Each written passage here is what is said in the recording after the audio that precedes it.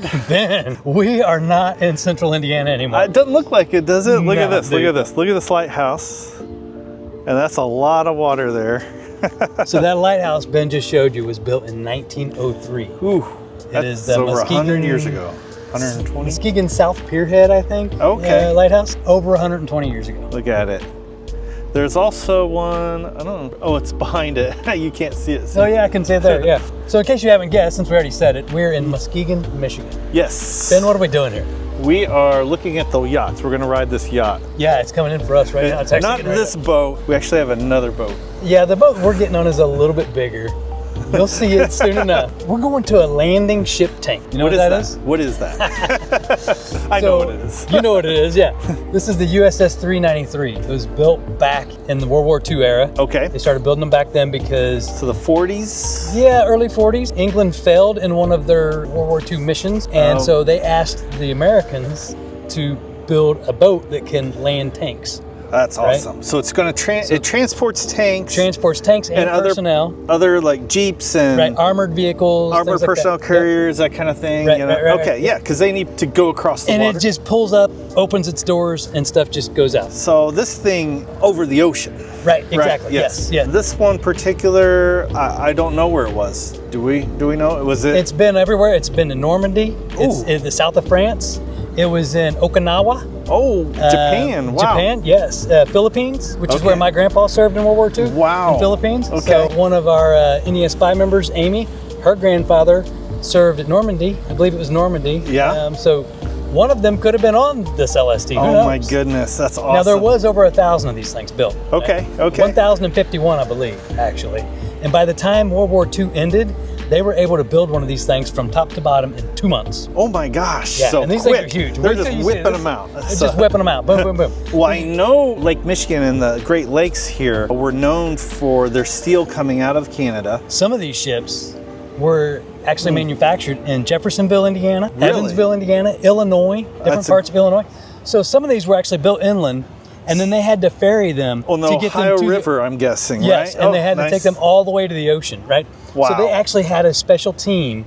I think it was the Navy or the Army had a special team that would go and modify bridges to get these ships all the way to the ocean. Wow. Back in the 40s. Imagine the logistics of that. Yeah, right? It's a lot of planning, right? Yeah. What a great thing. We're going to tour this place. Ryan, the new director, is letting us in, and we're going to check it out, see the history of it, maybe even do some fun stuff later on. Yeah, maybe. We'll see. I'm excited. Oh, me too. About this thing. So absolutely, we got to leave the beach here, and we're going to go in town where they've got the ship docked near downtown Muskegon, right there on Muskegon Lake. We'll see you there. Yeah.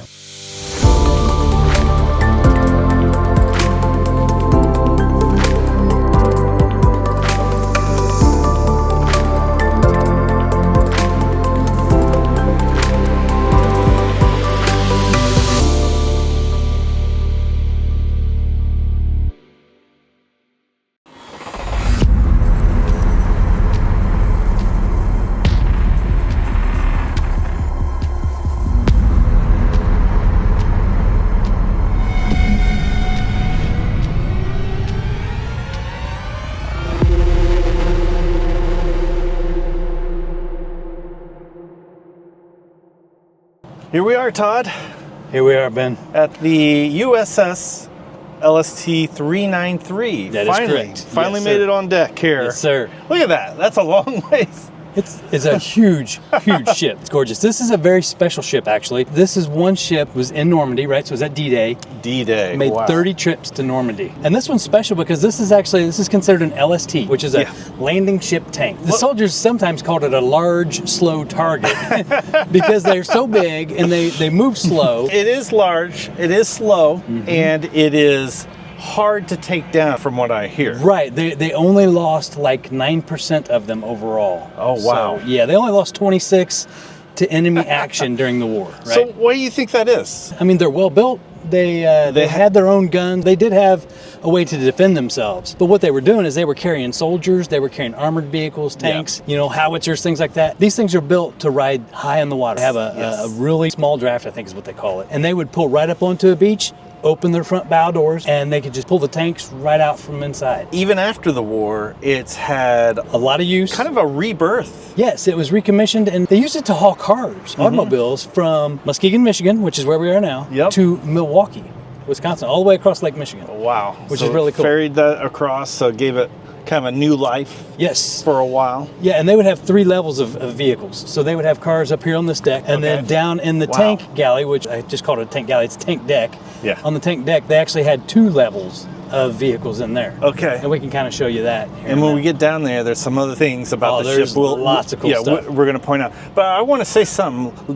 I don't know if it shows here, but the grade we're at the, what would you call this? The bow? This is the bow, yes. So we're sir. on the bow here. We're at the very end. very front of the ship. And it is sloped up because when you're riding on the ocean, you're up and down. It's got to cut into those waves, Get into those right? waves, that's right, exactly. But there is a significant grade here. Yes. So I can imagine the cars would be on that more flat level over there. Right, yeah, I don't think the cars would have been up here. You have the anchor equipment up here, the pulleys and hydraulics and stuff, You know, whatnot. if this thing was out because it was out in the Atlantic at least. Went all the way across to I D-Day. imagine it does pretty well out here in the Great Lakes too, you know. I'm sure it does. I'm sure it does. Hey, you want to know a cool little tidbit about this ship? Yes. It was launched on November 11th, 1942. No way. Which is Veterans Day, right? Yes. And November 11th is a special day. It's Veterans Day. It also coincides with the end of World War I. The whole idea was to stop the war, World War I, at the 11th hour on the 11th day on the 11th month. Oh. That's how you get November 11th. Yes. As being Veterans Day. Wow. And this boat, or this ship, was launched on November 11th, 1942. And what an amazing ship it is. So we're going to actually go through, check this place out. You guys want to see some of it? We're going to do it now. Let's check it out.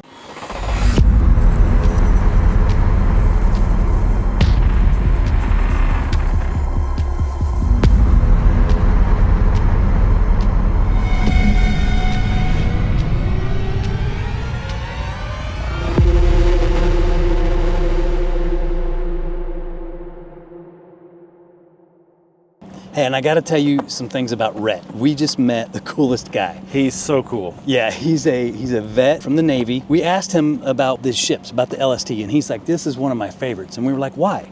He said, well, I made chief on this ship, on an LST. It wasn't particularly this one, but he made chief on an LST, drove that ship out over to Spain, docked it and everything. Said he almost got to drive it through the Gibraltar Strait, which he really wanted That's to do, so but awesome. didn't work out. But anyway, this guy, he was on aircraft carrier, he served on a battleship. He still says LST is his favorite ship.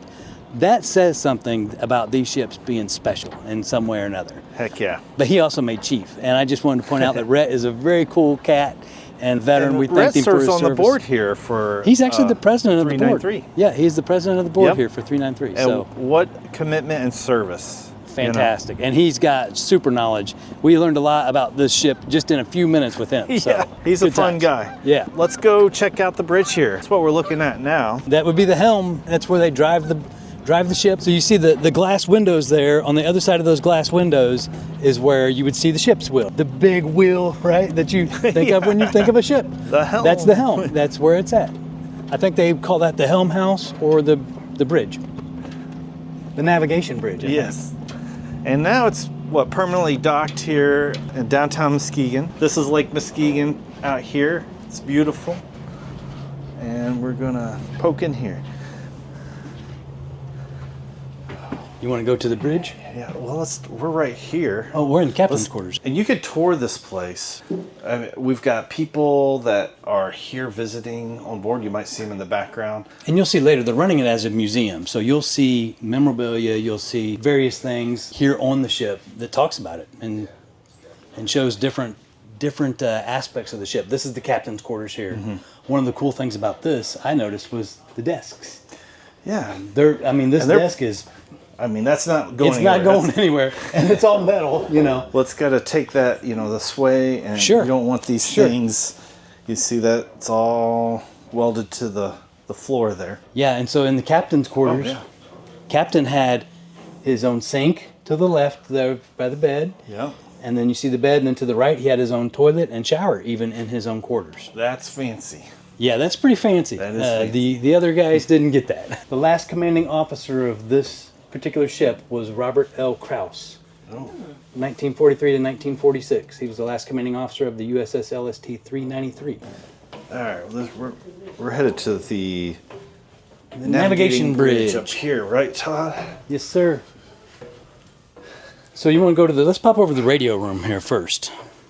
Yeah, I'll follow you. Look at you got to climb up these steps. That's Yeah, why they got nice guardrails here. There's lots of steps on the ship, and everywhere you go, you have to step over the threshold, right? Look at that. That's to keep the water localized, right? Yes. If it was to get water in, it would keep it in certain areas. I don't know if you, but I have to hold on to I'm like pulling myself up on these rails. Oh yeah. And we are on the water, even though we're docked. We're on the water, so you can feel the boat move a little bit, and you can feel a little bit of waves, crashing against the boat. Even though it's on Muskegon Lake. Now, the water that we are on is Muskegon Lake, right? Mm-hmm.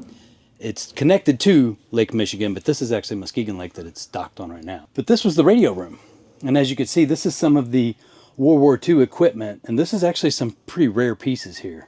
And I don't know any details about the equipment itself, but it's historical. They're relics. Yes, they are relics. It's electronics often don't make it, so this is getting rarer and rarer to find. So getting them in a museum like here on the LST is really important, I think. And plus, it's period specific to the ship.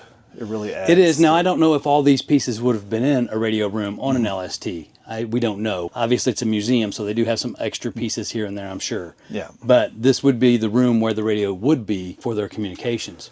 And you can imagine if they're storming Normandy, for D-Day, and they're delivering personnel and equipment, they have to be in communication with where they're going and when they're dropping, and because they're also taken on fire and they're trying to defend themselves and everything else. So. Absolutely. And notice that it's off to the side of the bridge. It is off, a little bit off to the side. So you're still close enough to the bridge where they got good, quick communication. But this would be confidential. It's interesting they kind of separate it a little bit. And there is a door here that they can close. Let's walk around to the bridge and show them the bridge here. Got a locker coming in. Again, you really got to watch your feet on these. So this would be the chart room. The chart room. Look at this. There's Lake Michigan here. Where are we at? We're right here? Yes, we're right down here. Right here. Oh, right here. Yep. Muskegon Lake. There it is. Yep. So you can see how little Muskegon Lake, which looks big out there compared to Lake Michigan. Whew. Yes. That's crazy scale. As you were mentioning earlier, Lake Michigan's more like a sea. Yes. It's just called a lake, but it's more like a sea. But look at these. They have all your charts down there. You'd roll out. And this would be the room where they would do all their charting. And as you can imagine, it'd be a lot of work to be in here to drive the boat without hitting certain rocks or, get into shallow spots. So you're driving up to a beach, right? Because that's what this boat was made to do, was to deliver stuff right to the shoreline. That's amazing to me that it'll just land. Right. So they have a special ballast system that's based off of what the submarines use. So that when they're out traversing the ocean, they can fill those ballasts up and they can sit lower in the water, which gives it more stability when it's going over the big waves in the ocean, right? Wow. And then as they're getting ready to come up and they need to be higher in the water so they don't drag the bottom, they would empty those ballasts out so they'd raise the ship up, and then they could get a lot closer to the shoreline, open their doors, dump stuff off, and go. Well, take us outside here. All right, let's go on out to it's not really outside. Yeah, not really outside yet. We could see it from the outside when we were talking about the glass and the ship's wheel being behind the glass. Look at this. I wonder if this is the original. That's a good question. I don't know. We'd have to ask some of the guys here. Yeah. So this is where the captain and a couple crew, right? You got the helmsman. They would be out here looking up over. Wow. This is where you drive the boat, right? I could just imagine the waves hitting and coming up over the side of the deck. I can't imagine it, You've seen enough movies. I've not really been out on... I've been out on... I've seen Deadliest Catch, Yeah, exactly. And here you see, they got the whistle guide here and the bell. But they would communicate from here down into the engine room for their power needs. Down there they have a phone, and I'm not exactly sure where the phone went to. Maybe it goes... Oh, yeah, it's right here. You got two of them there. There's one there. Okay, yeah, there's one. This one here's a radio telephone, so this probably is to communicate via radio. This might have been after World War II stuff. I don't know. This probably would have been on the ship itself. So this probably would connect you to the engine room, which we will show where the phone is down there. It's actually pretty cool. Yeah. Again, you can come here to Muskegon and tour this. I mean, it's just a few bucks, and you can donate more, but they rely on that because they only go through the summer months. This is the last weekend of the summer that they're not going through the week, and then through September, it's just the weekend only, and then they close down in October. Yeah, they close down for the winter, right? Which, they're trying to preserve this place. So they gotta winterize it and get it, exactly get it ready for. I mean, this place is not heated. It's not cooled. They got the doors open. We got lucky and we have beautiful weather, so it feels great in here right now. But I'm imagining, and when it gets really hot, it gets pretty hot in here. When it gets super cold, it gets pretty cold in here.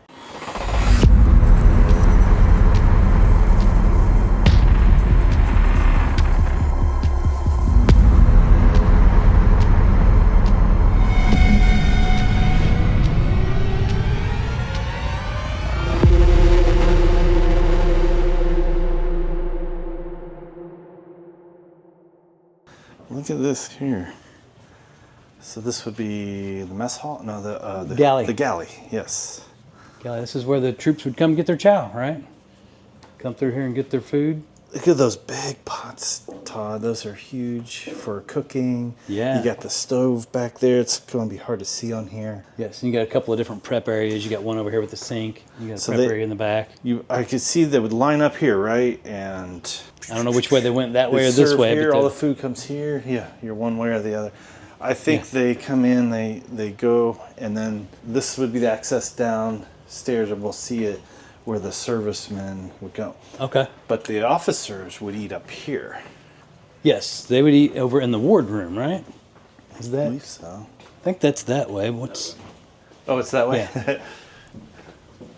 Thank you. Actually, go down this way. Oh. That's it. Okay. So we were told this way. Oh.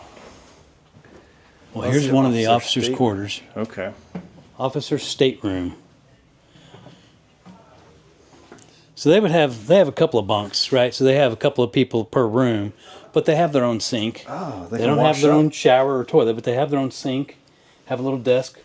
Okay. It's very cool. I'm telling you, that looks like my Aunt Ruby. Ooh, Aunt Ruby. Foxy lady. Yeah. But they had a place to, get ready and had their own lockers, a Okay. couple of drawers, place to put their stuff. They got some natural light. And They small did. They had porthole. small porthole, some natural light.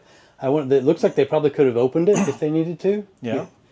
And they could have covered it. They have a curtain to cover it so Yeah. they could be sleeping. Because they would have, night shift, right? They'd have to have a watch during the night, and they might be sleeping during the day.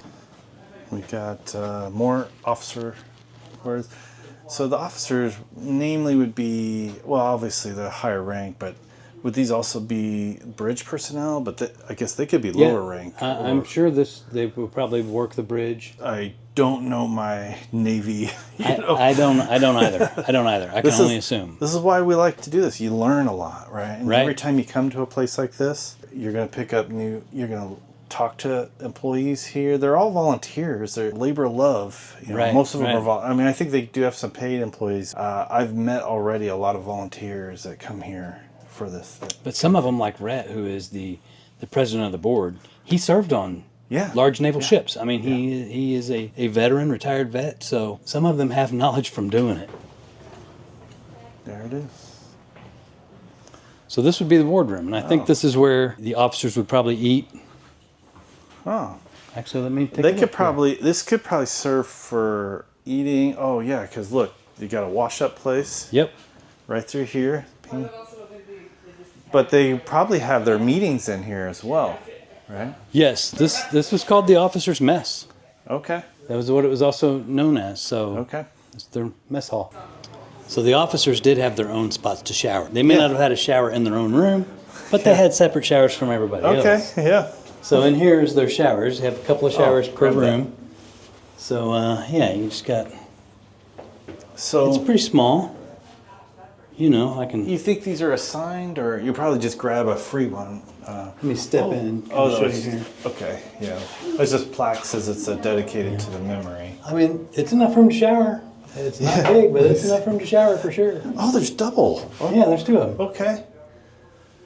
That's cool.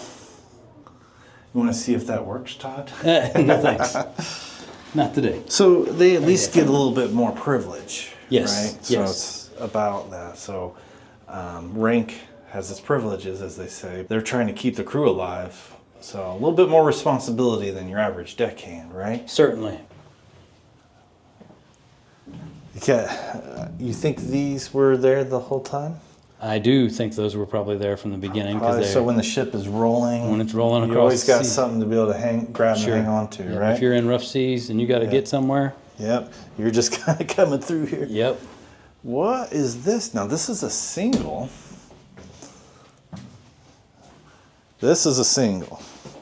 Yes, they got lots of storage for there in this desk. These are nice.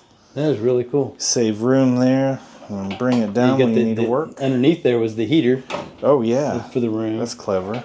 But they put the filing cabinet in there. I don't know if all this was part of the original ship or not. Oh, and now we've got so executive officer here. And there's a couple of those. Lap of luxury in here though. Let's take a peek at this one over here and show this uniform they have. Yes, that's amazing. So all of their stripes and their medals. This was Commander John Fairbank of the USS LST 393. New Jersey native. Oh wow, okay. And then we're back here. So it's interesting, all the little details, all the things that look like they may have been part of the original ship. Right? Audience, what do you think this is? What's this look like to you? We know what it is, but we can't. Put your guess in the comments, and we'll see if anybody's right. Yeah, we'll see if who's right on that. Go ahead and go down first. I can do that. We'll follow you down. I like to go backwards. It's really the safest way to do it.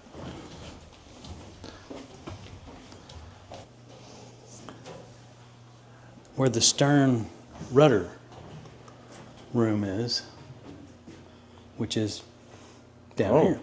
Down there.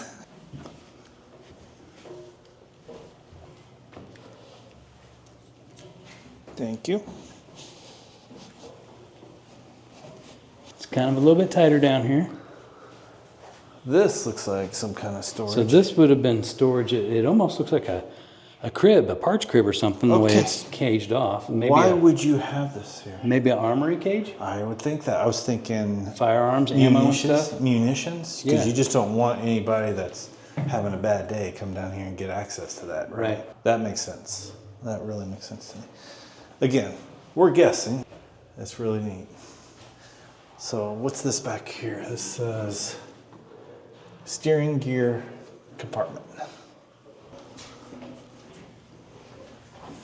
So this looks like when the soldiers were done eating, this is probably where they would return their trays. What would you call this? Physicians? Yeah, but what would you call it? What's the name for it? Infirmary? Infirmary. Oh, look at that. Yeah. So you'll often get hatches like this throughout the ship. Access points in different areas of the ship. A lot of them are closed off now for the museum for safety purposes, obviously. Yeah. They don't have people going through certain parts, but yeah, that would be... You have different ways to get where you need to go without bumping into each other, because there's... Or without being outside, maybe if you're in bad weather and you need to get from one deck to the next to do your job. So this would be actually where the soldiers would eat. So we showed where they got their food upstairs. Yep. It was one deck up, which is where the officers would eat on the same floor they got their food. Soldiers would have to carry their trays down, right? And eat in here. At least I think they carried them down the crewmen. I mean, that's what I mean. They do have a tray right there, so yeah. Unless they brought food down here to serve it somewhere, but okay. Well, they got a buffet table here. They do. Maybe during feasts they can have that. Notice like no chairs. They have the stools here. The chair's going to slide all around if you're in rough weather. You got to have something that you will just stay right. It's there. It is where I'm assuming if you're sitting on here, you can kind of, if you're straddling it, you can kind of grip it. With your legs. If you're anywhere near Muskegon, Michigan, it's worth the drive to come over and check it out. Absolutely. They do have a website. You might check out their website to make sure you know when their hours are open, because, like we said earlier, they shut down for the winter. They only have certain hours in the fall. When it starts to get cold out, they kind of limit their hours. So check out the website, make sure you know when they're open. Free parking. Yeah, free parking. Yeah. And it's walking distance from downtown. Yes, yeah. Just there's a lot in this area. Absolutely have to check it out. You can't miss it coming in off of 31 downtown here. So. Right, and basically right across the street is a little social district where they've got all kinds of food and stuff. So very nice, very cool. Lots of places to eat. Yeah. Yep. One of the things they're trying to do, and the reason why they need more visitors here to help and donations, is they're trying to create more spaces in the ship where they can show off the historical artifacts. You got hats over here. You've got a nice jacket. A lot of this is donated by veterans and their families. I'm sure it is, and I'm sure there'll be more and more donated as time goes on, you know, because when somebody does pass away, what do people do with all this stuff? A lot of times they donate it to museums because they don't know what to do with it. They don't want to throw it away because it has very historical relevance. We don't want it wasting away in an attic somewhere. Right, exactly. It should be exactly.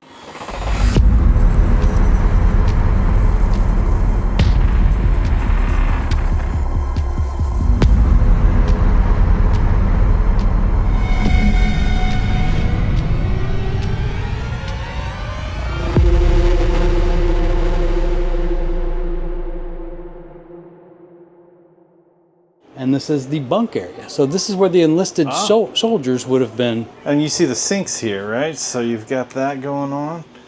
This right here is kind of cool. It's a damage control room. So it's where they would have kept a lot of their fire equipment and other things. Fire breaks out, you know, on a ship, that's bad news, right? Yeah. So obviously you need the fire suppression system. Right, and have all the suppression stuff you need there. So earlier we were showing some of the officers' quarters, right? Yeah. They had their own sinks in their own rooms. They had to shower separately, except for the captain. They had a different room for showers, but at least they had sinks in their own rooms. This is where the enlisted soldiers would have their sinks. And they're small, but you know that gets it done. And you got your own mirror? Yeah. Okay. Yeah, you got your own mirror. And I mean, this is like a hallway, right? This is all this is a real narrow hallway. So it's not even like a big room that you might see in today's world. But this is where they would shave and do their thing. Look at these. I don't know what if they would call this a bunk room or not, but this is where the bunks were. Imagine sleeping on this. Imagine sleeping on this in rough seas when the boat's doing Well, this, notice right? how it's slanted, right? It's slanted to keep you in. There's an angle here. Yep. So you don't fall out. Right. Now here's what's interesting, Ben. If you look at the length of some of these, right? Yeah. This looks like a normal length of a bed, right? Yeah. Some of them were for the little guys. Now I don't know what size. That is. If you were under 5'5", you got one of these. It's hard to compare on here, but I'm sure this is short. This looks short. Yeah, this is I can reach both sides of it. There we go. How much sound do you think came from the engine room to up here? So you're trying to sleep, a whole lot of that sound going on. Ben, do you know what a ship's gyro is? Isn't that a navigation thing? It is a navigation thing, and this is where the gyro compass was. I'll let you get in there so you can see. Oh, look at that. Yes. It's pretty neat how they have a mirror set up where you can kind of see from the top down of it. Yep. So you'd have a person manning that, right? Correct. Correct. Or when you need. So you pass that, though, on the way down to the engine room. So let's keep moving here. Now, there would have been a door here, a hatch here. Yeah. Yes, I see the hinges for it. Yeah. Yeah. So I don't know how much sound would have gotten up there, but I would think all metal, it's probably going to be some sound traveling from the engine room to the bunk space. But let's go in and take a look. All right. So we got to go backwards down here. Yeah, I think it's better because when you get to the bottom, it's kind of a tight space to get through. Yep. Look at that. That's pretty far down there, Todd. Yeah, it comes down quite a ways. Gotcha. Yeah, let me show you getting through the hole here. Here it comes, watch your head. Oh, look at the tight squeeze. Yeah, it's a bit of a squeeze. So I'm standing, right? I'm 5'11". Okay? Yeah. I don't think I'm fit to be an engineer on the LST. and at 5'11", you may have ended up in one of the small bunks. Who knows? Oh my God. My back hurts just thinking about that. Let me take a peek up there with the camera here and show them. So it's pretty steep and pretty tight little spot there. But now we're into the engine room, and Ben, this place is huge. It's huge. I don't think it's going to come across on the camera, but we'll try. This is a big room with big engines in it. So it looks, looks like there's a lot of stuff in here. But the first thing that I noticed down here, Todd, the smell. Yes, it absolutely jumps at you. It's a mixture of lubricants, oil. Yeah, I smell the oil, lubricant. Metal, mechanical. Look at how massive this is. So this would be the port side engine. Yeah, and look, Ben mentioned that he's like 5'11", and look, the top of his head is basically the top of the engine. His feet don't even go all the way down to the bottom because the engine actually goes down underneath the floor. I don't have my flashlight with me. It keeps going. Right. It keeps going. Right. And I imagine they would lift these panels up to get under there if they need to service it. I'm sure they probably would. These are all panels that move when you step on them, by the way. And you'll see how massive these things are. I imagine after a while, Todd, you kind of get a good feel. You've worked in this engine room. You know where not to put your head, your fingers, Yes. like it's muscle memory. Right. You would have to be, if you're working in here, you got to be fast sometimes. Sure. You're trying to fix a problem. There's parts moving. The sound would probably be deafening. But just things that can hook your clothing. Yes, right. All over. You got bump into stuff. You got gears. You got all kinds of things. I mean, you got trip hazards where the edge of the floor, it's hard to show, but the edge of the floor comes up. Yep. Right. So that would be very easy to trip over, especially if you're hurrying to get to something because it's not operating correctly. You got nowhere to stand. Like, I don't know if this is a good place. Then it gets skinny here. Right. It gets very skinny. And I'm trying to navigate through here. To get to the port shaft, they've got it closed off here with a plexiglass. But you would walk up here and let me grab that and I'll just kind of show what. There's that shaft there, and it keeps going further back to that's not a mirror. That's another that's another whole hatch that you go into to go further back in the ship. It's really neat, and it keeps going. Yes. It keeps going. It keeps going.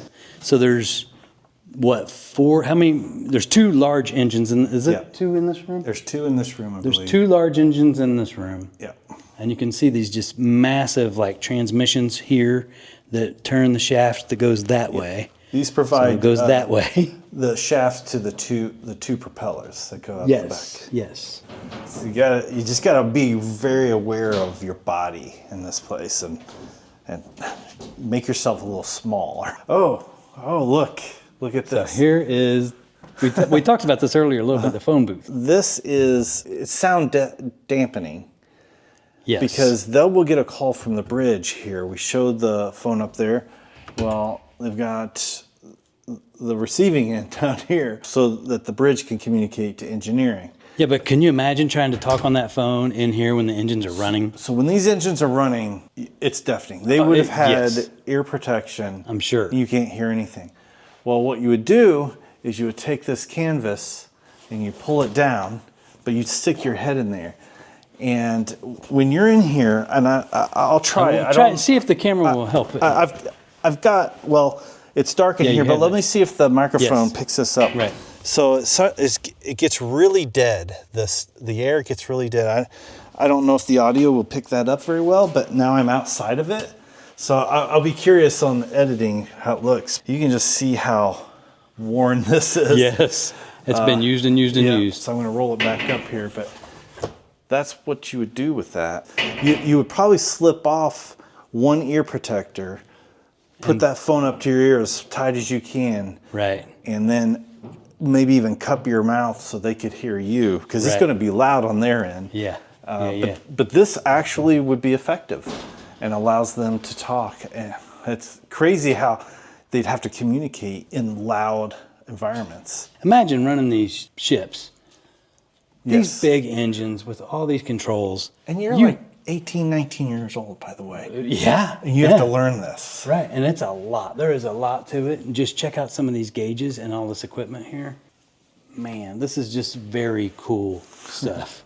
I mean, I'm not like a ship junkie or anything, but I'm kind of a history junkie, right? I love gears and gauges, all of this. Well, I mean, we're guys, right? So even though I'm not a ship junkie, I'm still a guy, and I think it's so cool. We got to get into this part, right? Yeah. Again, not the biggest entryway. They would step up. They have steps here. I kind of have to step through because I'll try to stand up here, and that's uncomfortable. Yeah. Come on through here. So this is the other side of engineering. There are 3 engines here. These might run the rest of the ship. Maybe the power Yeah. and the electricity. Because pumps. Here's the power station. Look how massive. Yeah, we showed gauges a minute ago. Look at this. Yeah. These old style power couplings, you know, with the levers. This is amazing. Now they obviously have this glassed off. Yep. But it even still says high voltage danger.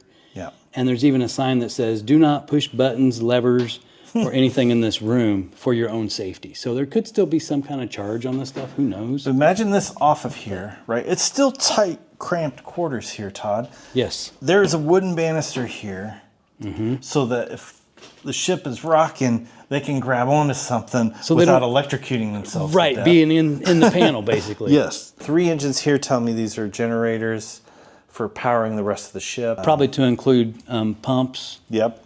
For bilge pump. Yeah. Which we believe. I think the bilge pump is here. I think, yeah, I do believe this is the bilge pump area. And keep in mind, this ship had a ballast system, right, similar to submarines. Yes. So it would have had a little bit more than your standard ships, I think, as far as being able to increase its water and decrease the amount of water it's carrying in it so that it can... To me, that's an amazing feat. Absolutely. That's an amazing Absolutely. feat. Especially back in 1942. Yes. It's awesome engineering. Look at this, Todd. Okay, you got this railing here, but you got these rungs and this access point right here if you needed to get in here. First of all, look how small that is. But someone would have to cross this. You're basically going to leap over there. And, right. I mean, you got to be kind of a monkey to be on this ship sometimes. You know? You can see how tight this is. I mean, Ben's having to kind of turn sideways to get through some of this stuff. Yep. But again, more gauges. There's gauges everywhere. So you're having to check to see if these motors are running right. There's a lot to it, man. The good thing about engines, you know, one engine, you got a good idea. You can get trained up to speed on some of this. So if I'm an engine guy, I'm sure that's all I'm doing. Imagine if that guy gets sick. There's no getting sick. There's no sick days on the vessel, right? When the engine's down. What's interesting now, ships nowadays, modern ships, a lot of this is just electronic, right? Yes. You wouldn't have a valve that'd be an electronic valve. You press the button and it opens, right? Yeah, here everything's done by hand. Everything's manual. And you have to look at the gauge at this time period. I'm looking at the gauge, right? Yeah. Any number of these. I mean, probably hundreds of gauges in here. And there's one valve that's going to affect that, and you're trying to keep it in a certain PSI or whatever it is. Well, now a computer's going to do all that for you. Yeah, you don't have to think about that. Wasn't that way back then? No. So you had to manually adjust every valve as needed.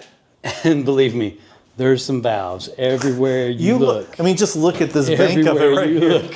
You got big valves, you got tiny ones, right? Yeah. And they're everywhere. If you start looking, you got from look at here, Todd. Look at this small, guy. Medium, large. Up here they're everywhere when you start looking.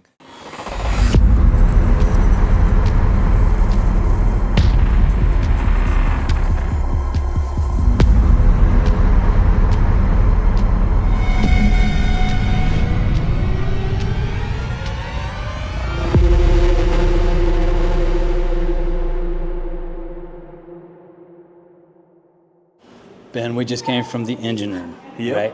I talked to a lady that works at the gift shop. She was telling me a story about one of the guys. I like how they spell it S-H-O-P-P-E. Yeah, that's the cool. German. Yeah. I was just talking to a lady in there, and she was telling me they have a lot of World War II vets come in there. Even though there's a few of them these days, that most of them will come in on wheelchairs. They can't really get very far. One guy came in, she said he had a cane, had a big old grin on his face. Okay. He said, he came up and he said, honey, I got all the way to the engine room. He said, I worked on an LST in the engine room. Really? He said, it still smelled the same. It still looked exactly like when I worked at an LST in World War II in the engine room. Wow. That gives me chills just thinking about it. Oh my gosh. So what we were just in, he Was- said looks and smells just like it. That's fantastic. Isn't that crazy? Yeah, so you get to experience it here. It's a 3D experience. It really is. Yes, because you get the smells too. Now we're in kind of the memorabilia area. This is more the Yeah. museum section. Right past the gift shop there is actually the entrance. Yes. But it's so fantastic that I want you to experience it coming in without us showing you. Okay? Oh, okay. You can experience that. So we're not going to show that part. There's so much we could talk about Yes. with this ship. Yes. But we're just not going to do that. We're going to let you come Yeah. and enjoy that on your own. But let's talk about one thing that we learned about the LST. Not only did it carry tanks, APCs, soldiers, troops, and then later ferry cars here, it also was one of the few that was fitted to ship Rail cars. rail cars. It's one of 5. One of 5. One out of 5. Out of the 1,000? Well, there was. He said there was 144 Okay. that were at Normandy Beach. Okay, So 144 LSTs during D-Day. Okay, yeah. Only 5 of them were fitted to carry rail cars. This was one of them. Isn't that amazing? It makes it even more special because Right. of that. Right. And let's show you that, right? Let's do it. Yeah. Because, so we've got a display here, and the floor looks like this. They painted it over. You might have to point this out, You can see. Todd. Yeah, you can see little spots on the floor. Little. They're raised. These a are bit. weld tacks, right? So the rail would go right in between these. They would tack both sides of the rail down. And then you've got all the way down. Yes. And you notice this is what it is. If they hadn't built the gift shop here, you would see the, Open you would, space You would see the all the way up. entrance. Yes. All the way down to the rear of the ship. Yes. Right? Yeah. And at the rear, they built restrooms. So Yeah. it would actually be bigger on both ends. massive amount of space. Yes. Right here. Yes. Let's talk about this door. The doors that we're not going to show you, where you can come in at for the museum, that's up front in the bow. That's where they would load tanks and personnel and armored vehicles when they were landing at D-Day. These doors were added after that. You got this one here. Yeah, They're there's using as an a exit. person door, Yeah. and then this was where they would actually bring vehicles in. Okay. So when they you- were- you got a bit of a ramp here. Yep. Okay. So when they were actually moving vehicles back and forth to Milwaukee, this is where they would bring them in. And they would actually have a ramp system here where they would take them and they would put a second deck in here. And then they would have one deck down here below. And then they would have cars up on top. So they'd have 3 levels of vehicles to transport to Milwaukee from here. This would not have been original to the ship. Correct. This was not original to the ship. But you can see down here on these X's on the floor, I believe these were tie-down spots when they did have equipment in here. They'd tie it down to go across the ocean, traverse the ocean, I guess. Well, Todd, what an amazing, amazing ship. Oh man, fantastic ship. The history here is outrageous. The museum here is cool. We're gonna let you come and check out the museum on your own. We could play basketball in this. Yeah, we could take off running. You know, I'd be winded before I got to the end. We've got a lot of memorial photos, local and servicemen and women and otherwise. Really, this is the part of the museum that we want you to come check out. Yeah. And so we're not going to show all that because you need Yeah. to come check this stuff out on your own. It's too much for us to put. This video would be 4 hours long if we. And the stuff that's here is just amazing. And Yeah. if you can talk to some of the people, some of the volunteers here, they have a tremendous amount of knowledge, can really share with you. So it's A fantastic. lot of relics, a lot of little artifacts that show the history, and they're really putting a lot in this thing. I think it's one of the best deals that you get. Absolutely. Very worth it. In Muskegon, Michigan. Go to their website. I'll link everything down below in the description. Yep. So you check that out. Just come here next season if you get a chance. Yeah, Or because they're getting ready to close up for this season. They only got like a month left. worth or so. it. 100% worth it. Right, Yeah, Todd? for sure. I think it's about time to say bon voyage. Yeah, there you go. We're going to sail out of here. Big thanks to Ryan, all of And the Rhett museum from the- crew, Yes. Rhett. Yep, we hope you come and visit. Tell them that you saw our video and you wanted to come and check it out yourself. We love it and we know you will. We're going to head out. Until next time, Until next time. see ya. Hear the sound.